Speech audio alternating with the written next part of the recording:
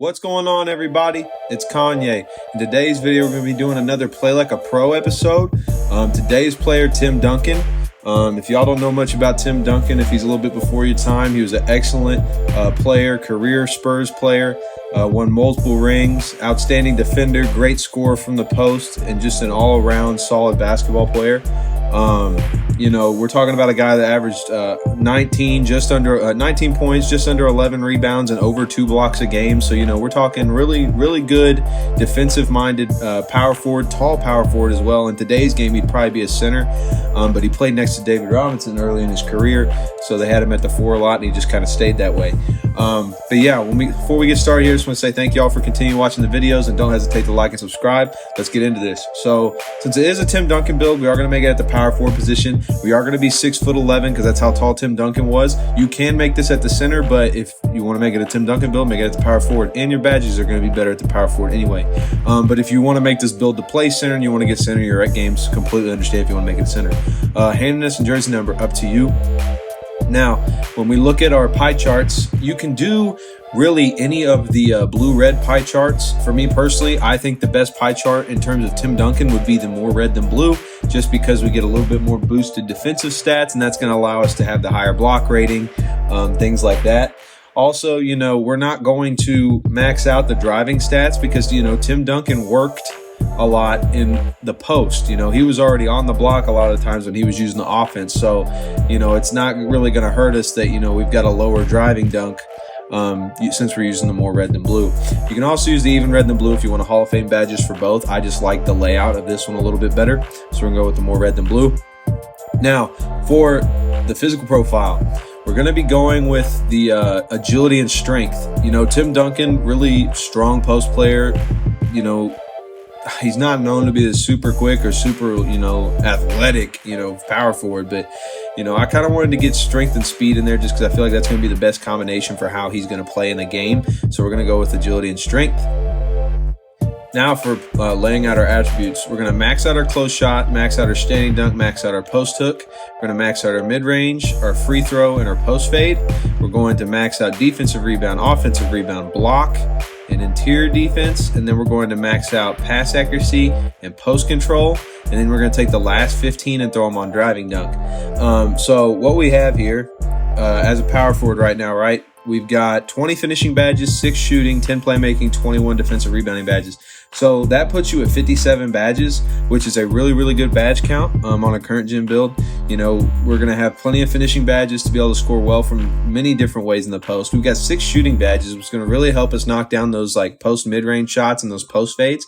Having the 6 shooting badges is going to allow us to, throw on fade ace and, just any other little jump shot animations or jump shot badges that we want. 10 playmaking badges, you'll be able to get your essentials, your break starter, bullet passer, things like that with those 10 badges. And then 21 defensive rebounding badges, you're going to have plenty of badges to ensure you're, playing good interior defense and you're getting a lot of rebounds.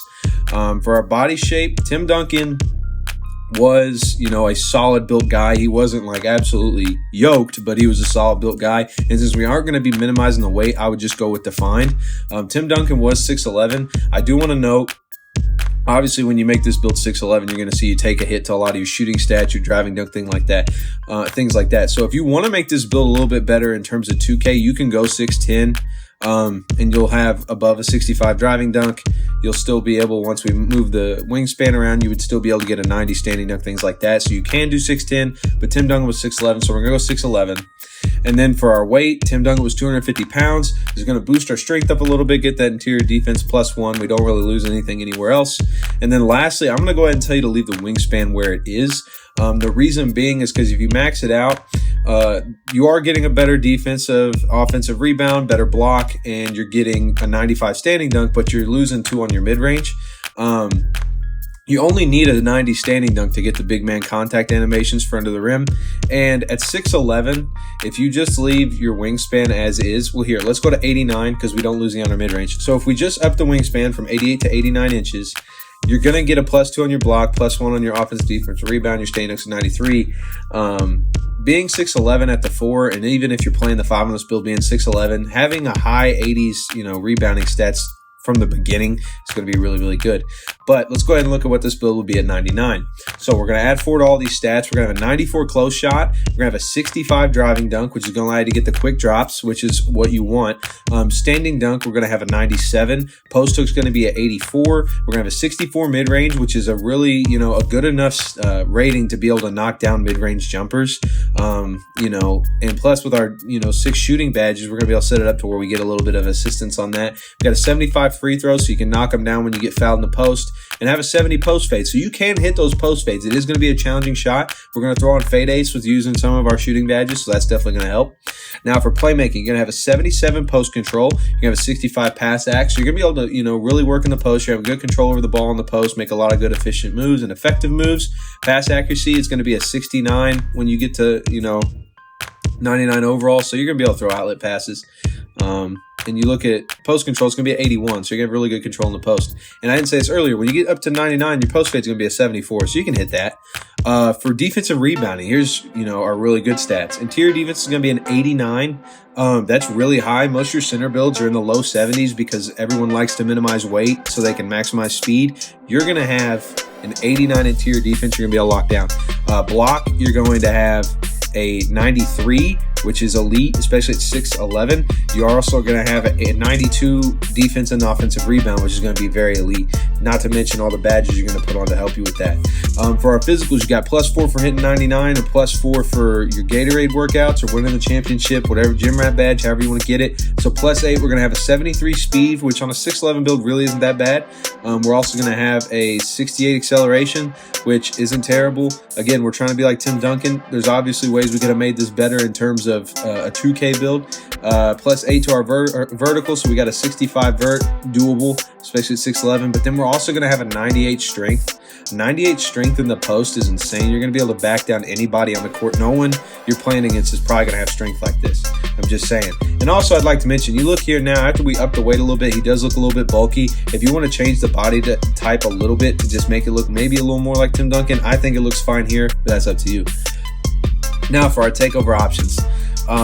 You're talking about a guy that averaged 19 points, 12 rebounds, and 2 blocks. So you have a lot of options here.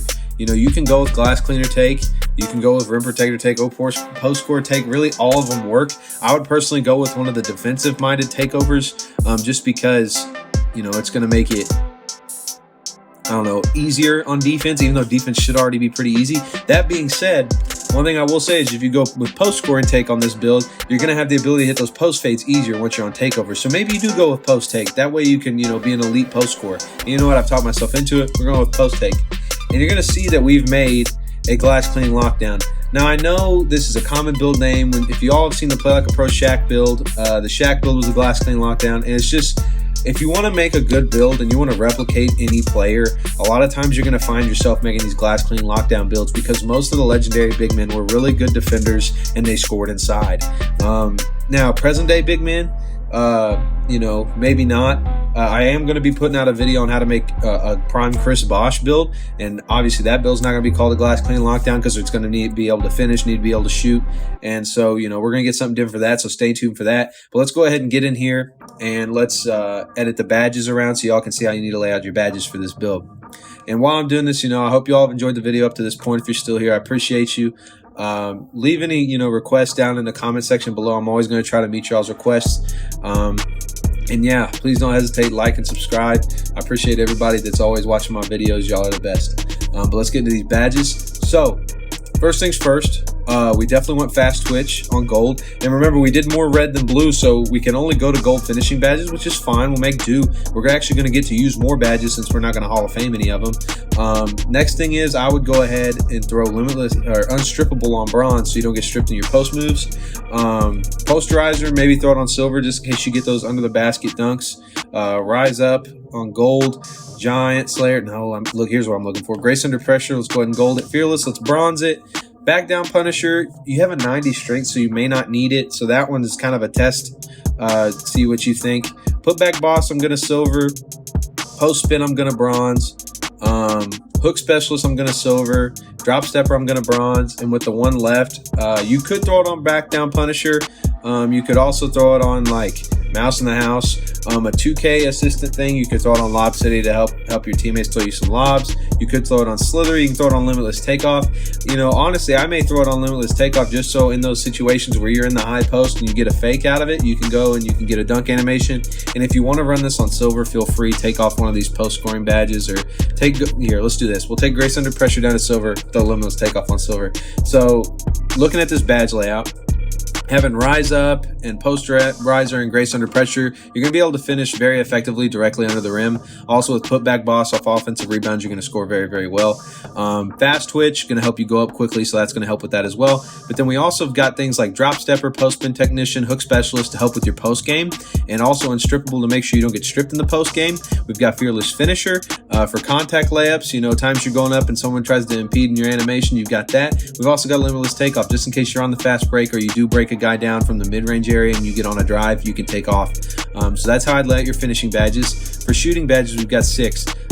You don't really need things like Deadeye or Blinders. I maybe throw them on Bronze because you're going to be shooting mid-range shots at most. I'd throw Fade Ace on Gold, and I'd take your last one, throw it on Lucky 7 just because it's really going to boost that shooting ability. Again, you don't have to throw Fade Ace on Gold. I'm just saying if you want to hit them, you know, really well, throw Fade Ace on Gold. You can also take that off, and if you want to set it up to be more just a mid-range shooter, throw on Catch and Shoot on Bronze, and then like up, maybe throw Hot Zone Hunter on Silver. So if you get hot zones in the mid-range, you can do that. So this is how I'd lay it out if you plan on being a catch and shoot guy, primarily catch and shoot.